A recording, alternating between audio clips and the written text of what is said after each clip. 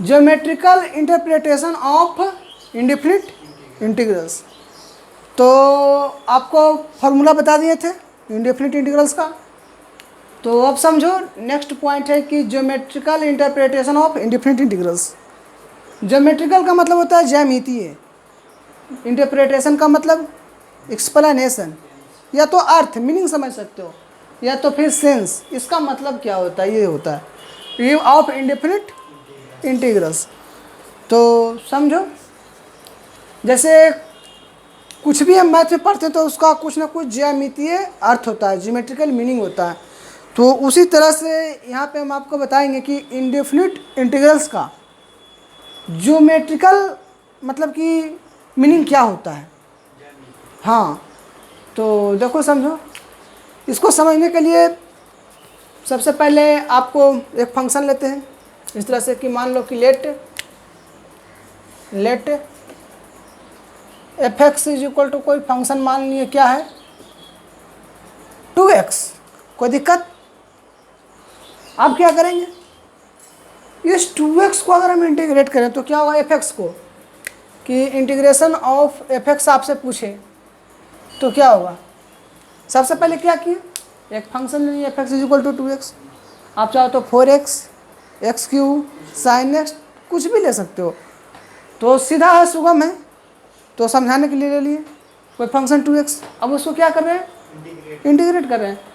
तो यानी कि हम एफ एक्स को इंटीग्रेट कर रहे हैं, यानी f x is equal to कितना दे रखा है, तो 2x को हम क्या कर रहे हैं, इंटीग्रेट कर रहे हैं। अब इसको इंटीग्रेट कैसे करेंगे, 2 कांस्टेंट है तो इसको आप बाहर निकाल लो,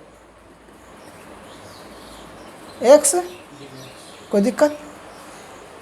जब इंडेफिनिट इंटीग्रल्स का फॉर्मूला बता रहे थे तो उसमें सबसे पहला फॉर्मूला ये बताए थे इंटीग्रल का कि इंटीग्रल्स ऑफ x के पावर n dx क्या होता है, n+1 बटा n+1 plus c।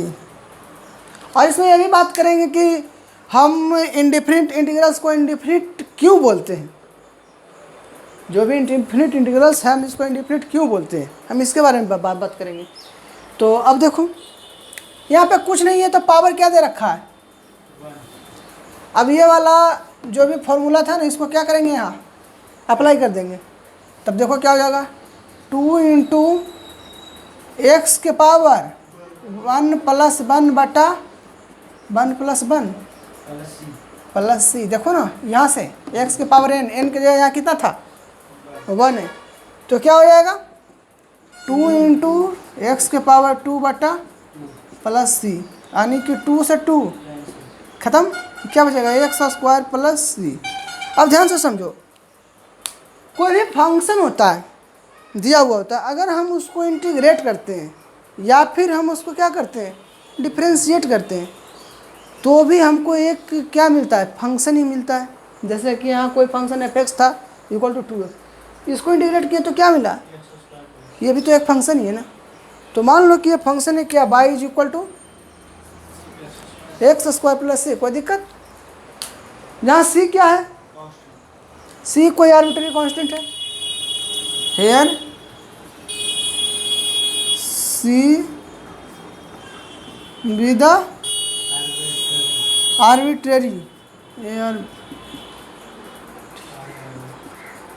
Arbitrary constant, कोई दिक्कत। सी क्या है, आर्बिट्ररी कांस्टेंट है। तो जैसा ही सी का मान हम बदलेंगे छोटू, अब सी आर्बिट्ररी कांस्टेंट है तो सी का मान 0, 1, 2, 3 या फिर निगेटिव मान -1, -2, -3 ले सकते हैं। तो जब आप इसका वैल्यू चेंज करते जाओगे तो उस अब के अकॉर्डिंग, जब आप इसका वैल्यू सी का चेंज करोगे उसके अकॉर्डिंग आपको डिफरेंट टाइप्स के क्या मिलेंगे, इंटीग्रल्स मिलेंगे। अरे इंटीग्रल्स मेरे को है क्या, x² प्लस c। अगर हम c का मान हम बदलते चलेंगे 0, +1, +2, +3, -1, -2, -3, तो उसके अकॉर्डिंग हमको क्या अलग अलग इंटीग्रल्स का वैल्यू मिलेंगे, ठीक है। तो इसी से यहाँ से पता लगता है कि ये जो इंडिफिनिट इंटीग्रल्स है ना, इसके कोई डिफिनिट आंसर नहीं है, इसीलिए इसको हम क्या बोलते हैं इंडिफिनिट इंटीग्रल्स, क्योंकि इसको मोर देन 1 आंसर आ रहे हैं, ठीक है। तो जैसे आप मान लो, समझ लो कि ले लो यहाँ कि if c is equal to 0, तो आपको ये y इज इक्वल टू क्या मिलेगा function, then y is equal to क्या मिलेगा, एक्स स्क्वायर प्लस c के जगह 0, यानी y is equal to x square. If c is equal to ले लीजिए कितना, 1, देन y क्या मिलेगा, कोई दिक्कत। ऐसा हम इसलिए ले रहे हैं कि इसका आपको हम ज्योमेट्रिकल मतलब समझाएंगे कि इसका मतलब होता क्या है, समझाने के प्रयास करें, इसलिए हम ले रहे हैं अलग अलग। तो अगर आपको बोल दे कि if c is equal to 2, then y is equal to +2, x square +2। If c is equal to 3 ले लें, तब क्या होगा, y is equal to x square plus, नया है समझ में, एक्स स्क्वायर प्लस, कोई दिक्कत, 0 लिए, पॉजिटिव मान लिए, कुछ नेगेटिव मान भी लेते हैं। ले लो कि if c is equal to -1, then y is equal to x square -1, क्या चीज़, एक्स स्क्वायर माइनस, कोई दुख। फिर कुछ और मान लो कि if c is equal to -2, then y is equal to x square -2, and if c is equal to -3, then y is equal to x square -3, कोई दिक्कत। तो देखो जैसे जैसे हम c का मान बदलते गए, उस तरह से मेरा इंटीग्रल्स का भी आंसर क्या होते गए, चेंज होते गए, बदलते हो गए। इसका कोई एक आंसर नहीं हो सकता है, इसीलिए इसको क्या बोलते हैं, इंडेफिनिट इंटीग्रल्स। अब समझो कि इसका ज्योमेट्रिकल मीनिंग क्या होता है। थोड़ा सा इधर इरेज करें तो देखो इसको, आप देखो, आप एक चीज़ पढ़े होंगे 10th क्लास में, जब एग्ज़ाम्स में आते शायद 5 नंबर का एक ग्राफ बनाने का, आलेख बनाने का। तो अगर आपको कुछ बताया गया हो कि अगर y is equal to x कोई क्या है, लाइन का दे रखा है समीकरण, इक्वेशन, तो इसका आपने आलेख बनाया होगा, वो ऐसे आया होगा इस तरह से, ऑरिजिन से पास करते हुए y is equal to x. इसको आपने कैसे खींचा था, इसको खींचने, ग्राफ कैसे आपने खींचा था। तो ग्राफ खींचने का नियम था कि पहले हम x का मान धरते थे 0, तो y मिलता था 0, x के मान 1 तो y 1, x के 2 तो y 2, x 3 तो y 3, x -1 तो y -1, इस तरह से। और सारे पॉइंट को क्या करते थे, इंडिकेट करते थे और सबको मिला देते थे, तो ऐसे बनता था। तो थोड़ा सा ज्योमेट्रिकली का मतलब कुछ फिगर की तरफ जाएंगे तो वही समझाने वाले हैं, ठीक है, तो समझिए। तो इसी तरह से जितने भी इस फंक्शन को f(x = 2x) को हम इंटीग्रेट किए, तो मिला क्या, y = x square +1, x square +2, इस तरह से मिला। तो सबसे पहले आपको y = एक्स स्क्वायर का क्या होना चाहिए, ग्राफ पता होना चाहिए। तो जब y = एक्स स्क्वायर का ग्राफ आप बनाएंगे, क्योंकि आपका 11th तो साफ हो चुका है, 11th तो वायरस में पढ़ाई नहीं हुई, तो जब मतलब कि y = एक्स स्क्वायर का आप ग्राफ बनाओगे, तो ये ग्राफ जब आप बनाओगे ना, तो ये कुछ इस तरह का आएगा। कैसा आएगा, कुछ ऐसा आ जाएगा, कुछ इस तरह का आएगा, ऐसे ऐसे। इसको बोलते हैं पैराबोला, अपवर्ड पैराबोलिक। ये किसका ग्राफ है, जिससे y = x का था ना, उसी तरह से x का मान 0, x का मान 1, 2, इस तरह से -1, -2 जब धरोगे ना, तो ऐसा ग्राफ आपको मिलेगा पॉइंट में जाने पे। तो ये क्या है, y = एक्स स्क्वायर का क्या है ग्राफ है, कोई दिक्कत। यहाँ क्या होता है, ओरिजिन 0, ठीक है। ये ग्राफ किसका है, y = एक्स स्क्वायर का। आपसे पूछे कि y = एक्स स्क्वायर +1 का क्या होगा, तो एक्स स्क्वायर का जो ग्राफ होगा क्या है, सब में एक्स स्क्वायर कॉमन है। तो जो भी x square +1, x square +2, x square +3, -1, -2, -3 का ग्राफ आप जब बनाओगे, तो वो ग्राफ इसी के क्या आएगा, सिमिलर आएगा। सिर्फ क्या होगा, y = एक्स स्क्वायर है, तो ये ऑरिजिन से पास कर रहा है, इसको वर्टेक्स बोलते हैं पैराबोला का। जब y equal to x square plus 1 है तो जब यहाँ x का मान 0 धरेंगे तो y कितना मिलेगा, 1 मिलेगा। तो यानी कि ये वाला जो है ना ग्राफ वो कुछ यहाँ से पास करेगा ऐसे, ठीक है, इस तरह का बनेगा। y इक्वल टू, ये किसका था, y equal to x square का, और ये वाला किसका है, y equal to x square plus 1। कोई दिक्कत, इस यहाँ तो 0 0, यहाँ क्या हो जाएगा कोऑर्डिनेट 0,1। अगर आपको बोल दे कि y equal to x square plus 2 का ग्राफ क्या होगा, तो ये 1 यूनिट प्लस 1 वाला शिफ्ट हुआ, प्लस 2 वाला 2 यूनिट क्या हो जाएगा, ऊपर शिफ्ट हो जाएगा इस तरह से, ठीक है। इसका ग्राफ कुछ इस तरह से बनेगा। आपको बोल देगा कि y equal to x square plus 3 का क्या होगा, तो क्या होगा 3 यूनिट ऊपर शिफ्ट हो जाएगा, ये कुछ इस तरह का बन जाएगा। अरे नहीं आ रहा समझ में, तो आप बताइए ये किसका ग्राफ बन गया, y equal to x square plus 3 का, एंड ये वाला किसका रह गया, y equal to x square plus 2। कोई दिक्कत, यहाँ कॉमा कितना एक हो जाएगा 0,2 एंड 0,3। कोई दिक्कत नहीं। अब आ जाइए y equal to x square minus 1, plus 1 वाला 1 यूनिट ऊपर हो रहा था शिफ्ट, अब माइनस 1 वाला नीचे, लेकिन सब कर्व का नेचर क्या होगा, सेम होगा, ठीक है। तो जब बनाएंगे तो क्या मिलेगा मेरे को, कुछ इस तरह से मिलेगा, 1 यूनिट नीचे करके ऐसे मिलेगा। अरे नहीं आ रहा समझ में, आ रहा समझ में, ये किसका हो गया, y इक्वल टू, नीचे से दिखाते हैं, y equal to x square minus 1। इसी तरह से एक्स स्क्वायर माइनस 2 चाहिए तो क्या मिलेगा, कुछ इस तरह से मिलेगा। अरे यार समझ में, क्या हो जाएगा, y equal to -2 and next red वाला बना देते हैं। ये कितना हो जाएगा, y equal to x square -3 का ग्राफ हो जाएगा, किसका हो जाएगा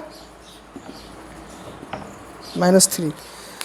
तो यहाँ से हमको क्या मतलब कि मिला कि जितने भी इंडिफरेंट इंटीग्रल्स के मान्स हैं, अगर हम उसका ग्राफ बनाएं तो सेम तरह का कर्व बनेगा, यानी ग्राफ बनेगा, समझ गया ना, सेम तरह का ही अलग अलग, लेकिन उसका क्या होंगे, अलग अलग ग्राफ होंगे, ठीक है, लेकिन उसका नेचर क्या होगा, सबका सेम होगा।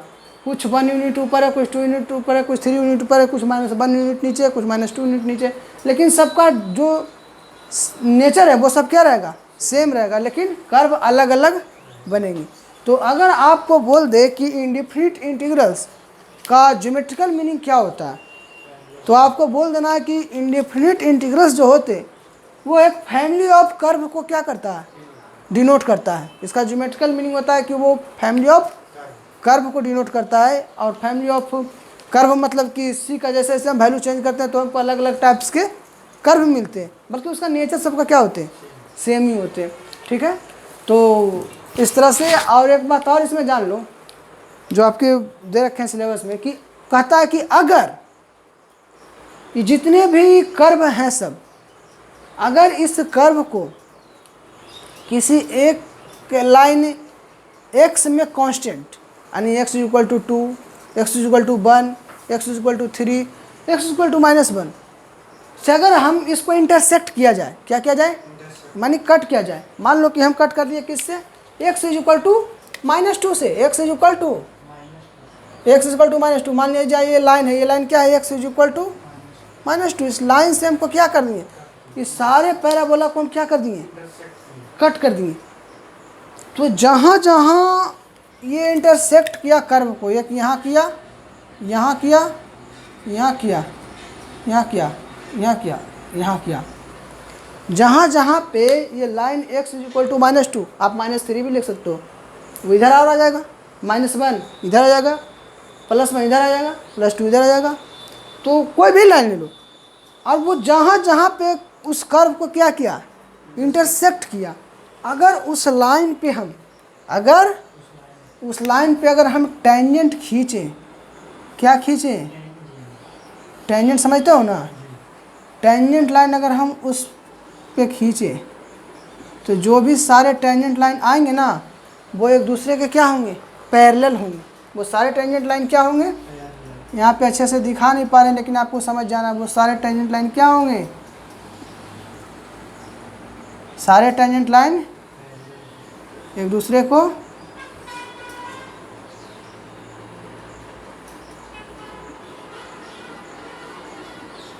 सारे टेंजेंट लाइन क्या होंगे, यहाँ पे पूरा मतलब कि अच्छे से दिखा नहीं पा रहे हैं लेकिन सारे टेंजेंट लाइन पैरेलल होंगे। कैसे पैरेलल होंगे, सब सारे का इक्वेशन दे रखा है ना, इक्वेशन सिंपल छोड़ो, जैसे उठा लो y इज इक्वल टू क्या है, यहाँ पे सब किसने कितने पॉइंट पे कटेंगे, x इज इक्वल टू -2 पे, तो कितना दे रखा है सबका कर्व, एक दे रखा है y is equal to x square.